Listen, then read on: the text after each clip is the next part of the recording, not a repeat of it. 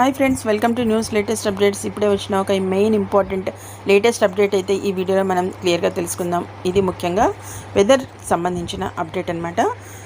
AP తెలంగాణకు భారీ వర్ష సూచన అయితే ఉంది. ఇక పిడుగులతో అయితే జాగ్రత్త పడాల్సిందిగా వాతావరణ శాఖ అయితే హెచ్చరించింది. ఈ నేపథ్యంలో నైరుతి రుతుపవనాలు జోరుగా ఉన్నాయి అని భారత వాతావరణ విభాగం ఐఎండీ తాజా బులెటిన్ తెలిపింది. ఇక అలాగే తమిళనాడు తీరం దగ్గర తుఫాను తరహా వాతావరణం ఉంది అని చెప్పింది.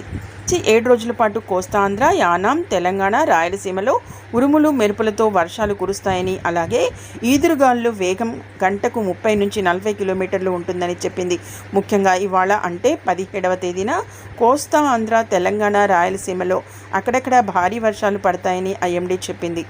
ఇక శాటిలైట్ వర్షపాత అంచనాలను చూస్తే ఇవాళ ఏపీ తెలంగాణలో ఎండతో పాటు చాలా చోట్ల మేఘాలు కూడా ఉంటాయి. అలాగే ఉదయం వేళ కోస్తా ఆంధ్రాలో వాన పడుతుంది. మధ్యాహ్నం 3 తర్వాత